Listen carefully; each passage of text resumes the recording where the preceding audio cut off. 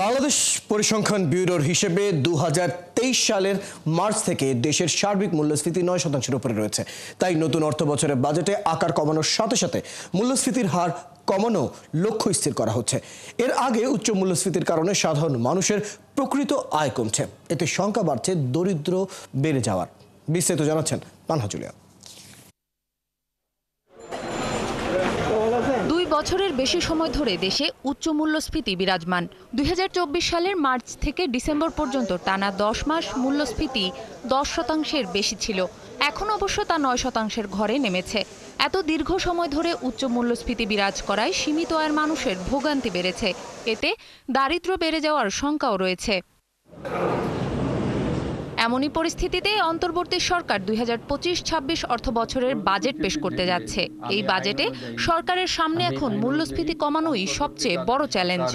অন্তর্বর্তীকালীন সরকারের তবে মূল্যস্ফীতি নিয়ে যে শুধু অন্তর্বর্তী সরকারি বিপাকে পড়েছে তা নয়। গত আওয়ামী লীগ সরকারও প্রায় 2 বছরে আসল হিসেবে ডাবল ডিজিট মূল্যস্ফীতি নিয়ন্ত্রণে আনতে পারেনি।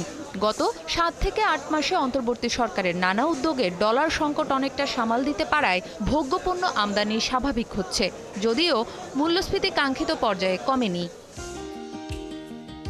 চলতি অর্থবছরের প্রথম 6 মাসে সার্বিক মূল্যস্ফীতি 10%-এর ওপরেই ছিল।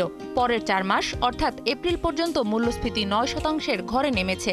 তবে চলতি অর্থবছরের জুলাই থেকে জানুয়ারি পর্যন্ত খাদ্য মূল্যস্ফীতি 10%-এর বেশি ছিল। মধ্যে গত জুলাই মাসে খাদ্য মূল্যস্ফীতি 14.10%-এ ওঠে, যা ছিল গত 13 বছরের মধ্যে সর্বোচ্চ।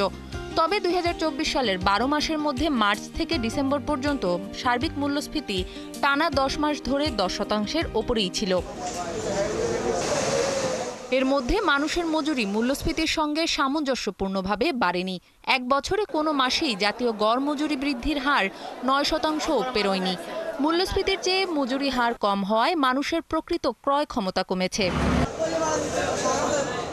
এদিকে বাংলাদেশে এবছর আরও 30 লাখ মানুষ অতি দরিদ্র হবে বলে শঙ্কা প্রকাশ করেছে বিশ্বব্যাংক। অতি দারিদ্র্যের হার বেড়ে 9.3% হবে। 2024 সালে এই হার ছিল 7.7%। এর পেছনে ক্রমাগত প্রকৃত আয় কমে যাওয়া, দুর্বল শ্রমবাজার ও অর্থনৈতিক কর্মকাণ্ডের মন্থর গতিকেই দায়ী করছে সংস্থাটি।